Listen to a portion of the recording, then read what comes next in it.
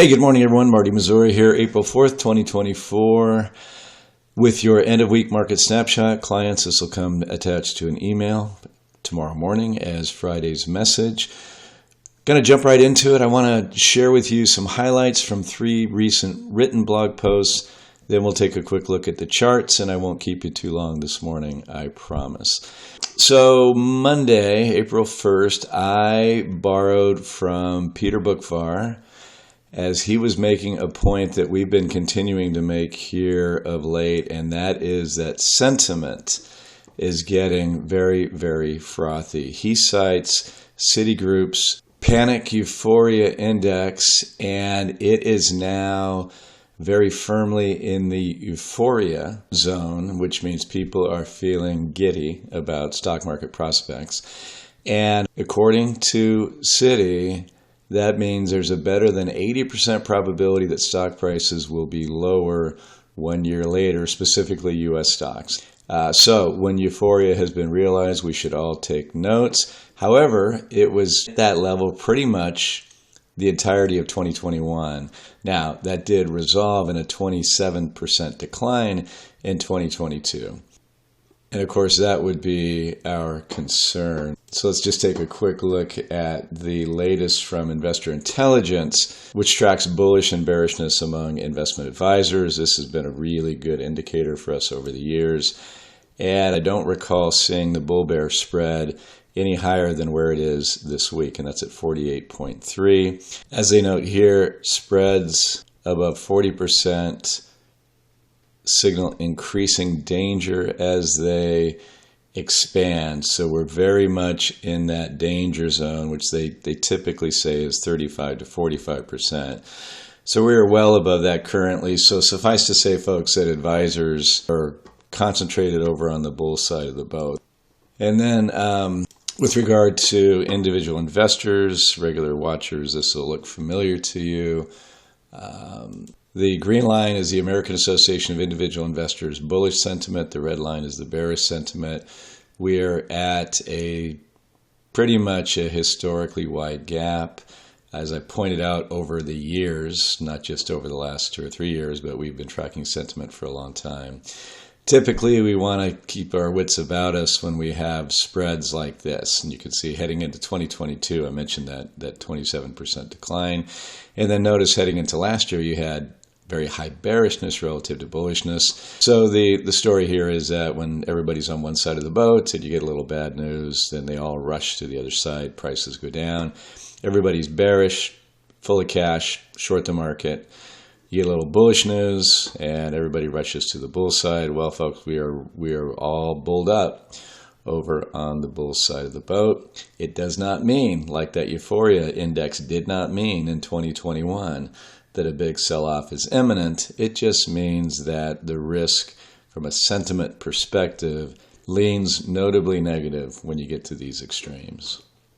So Peter goes on to talk about valuations, and he keeps hearing people argue in both directions that we're seeing year 2000 bubblishness. I pointed to some characteristics of the current market that kind of match that scenario as well. The price to sales ratio, which we put a lot of weight on, is actually much worse today than it was then, although as he accurately points out, it may not mean anything in the short term.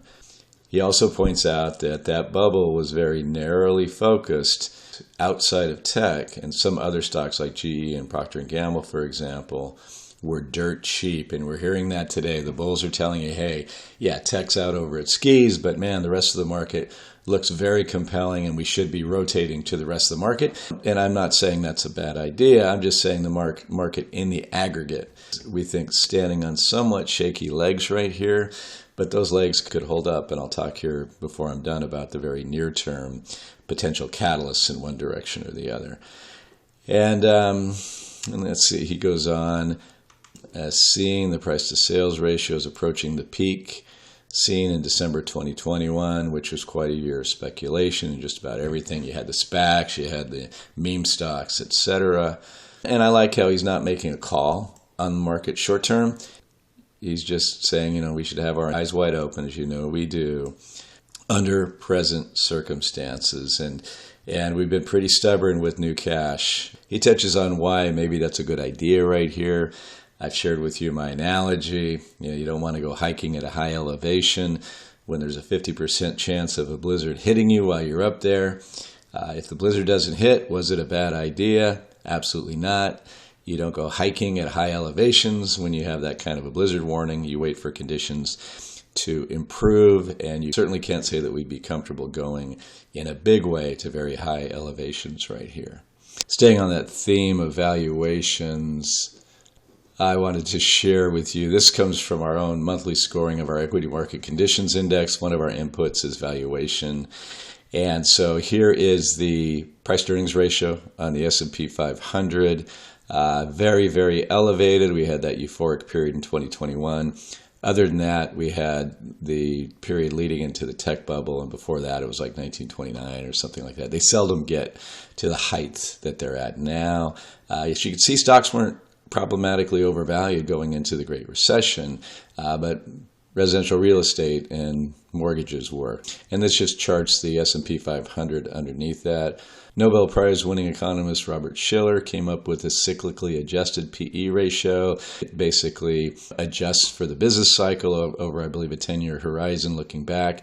35.04, as you can see right here, is historically high, and that is eclipsed only by that blip in 2021 and by where we were leading into the tech bubble. Price to sales outside of the blip in 2021 is at an all-time high. If that doesn't get anyone's attention, I don't know what would. Again, it doesn't mean the market's going to crash and burn right here. It just means that stocks are really, really expensive, and revenues better improve markedly if stocks are going to sustain these levels. And then the price to book value, 4.71, as you can see here, that's historically high as well. Again, that's the tech bubble period. And Warren Buffett's supposed favorite indicator, market cap to the economy, market cap to GDP, is historically overvalued. And as they say here, significantly. Here's your 2021 blip. And here's where you are right now, just a bit below that. Again, historically high valuations. So the market struggled early in the week quite a bit on strong manufacturing purchasing managers survey, which actually said that after 16 months, the manufacturing sector is expanding again. And then yesterday morning at 7 a.m. Pacific time, the ISM services survey came out, and the services sector is still expanding according to that survey. Prices are still going up according to that survey, but at reduced speed in both cases. So the overall survey was a little less expansionary, and the price index was a little less inflationary, although 13 of the 18 sectors did complain about higher prices. But the market just wanted to read that as the service sector is slowing. The fact that the market rallied on that tells us, just kind of what it's looking for. I've said over and over again, it's just intently focused on what the Fed's going to do. Jobless claims this morning were higher. Bad news for the economy. Good news for the market because it would justify the Fed cutting interest rates. Tomorrow, if we get a soft jobs number, look for quite the rally in stocks. If we get a hot jobs number, look for quite the dip in stocks. I think that's a very easy call to make. Okay, so real quickly, on the S&P, the daily chart, the market is really trying to break down below that uptrend line. We've got a big, long bearish divergence. That's very bearish. And we do have a sell signal on the MACD and a bearish divergence on the RSI. So not a good-looking chart. I'll tell you what, in some ways, is a good-looking chart, and that's the weekly. And it looks good because the momentum has burned through these bearish divergences. That by itself is unambiguously positive, right? That says that momentum justifies what we see on a weekly basis. The rising wedge is not a bullish pattern, and being this overbought is not a good sign for the short run. See, just a titch overbought here before we got a little bit of corrective action. Last year, that was like a 10-12% decline.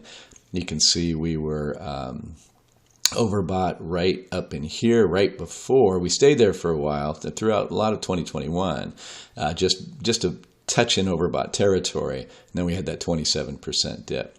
We were way overbought before COVID. We were way overbought before a 10% hit in early 2018. Almost got back there before a 20% hit in late 2018. Not much happened back in here in 2017. Market just kind of ramped higher. I think in 2017, as I recall, we had one correction of about 7.5%. So again, this is a positive looking chart longer term, somewhat precarious in terms of the overboughtness on a short-term basis. However, in the 30-year monthly chart, folks, unequivocally, this is not a bullish setup. I can see how some technicians would say it is because you have this strong monthly buy signal. But we do have a rising wedge pattern. We're at marginal new highs and just massive bearish divergences. And we're almost overbought, which is a place you don't want to be short-term on the monthly RSI. So, but these are divergences, as you can see, without exception, right? These divergences signaled something, in many cases, not small in terms of downside action. So again, doesn't mean that history has to play out as it always has. It does sometimes rhyme, and that's what we need to be concerned about. As for the NASDAQ 100, just on a daily chart, I kept moving this trend line down, and that right there, I think, catches enough points. But you can see we still have this wedging action in here, battling with the 20-day moving average. Quite the bearish divergence on the momentum indicators, self-signal on the MACD. As you can see, folks, we've just kind of been in a range now, February, March, going into April on the NASDAQ 100. So really it's been pretty much consolidation sideways action. Shown you this multiple times over the years, these kinds of setups. Typically, if we get bullish divergences on the MACD and the RSI, we tend to break out above. When we have bearish divergences, odds favor breaking out below before it's all said and done. And that all said and done part could be a ways off, folks. So yields are interesting. Let's see, yields are down a little bit today. And again, jobless claims were up a little bit. This is actually a pretty bearish looking technical chart for yields, which would be bullish for stocks. So again, if we get a somewhat weak jobs number tomorrow, yields are going to come down, stocks are going to go up. This, again, just looking at it technically, you can see we're trying to punch above this resistance level. And I pointed out here recently as pretty good resistance. We're right on it right now. But we have bearish divergences. So this would be interest rates coming down is what this is signaling. And again, which is net bullish for the stock market, the way it's trading right here. And then the dollar actually reacting, I think, more so than yields to Powell's commentary yesterday and the ISM yesterday, the services ISM, and the higher than expected jobless claims today. So the dollar right here rolling over, breaking this trend line. That's a pretty bearish look. That's anticipating maybe a weak jobs number tomorrow. That would be bullish for stocks, all things equal as well. So folks, stay tuned. It's a very interesting market, very dynamic on a short-term basis. Not complaining about our results in our core portfolio this year. But as I said the other day, it hasn't come all by way of stocks. I think right now it is critical to be very diversified, to be liquid, take advantage of some things if they develop, but it's also safer to have some liquidity. And if you know how, we think that hedging right here with some options makes a tremendous amount of sense given these indicators and these valuations and everything that I keep showing you. Folks, thank you as always for watching and listening. Next up will be the weekly economic update. Take care. Bye-bye.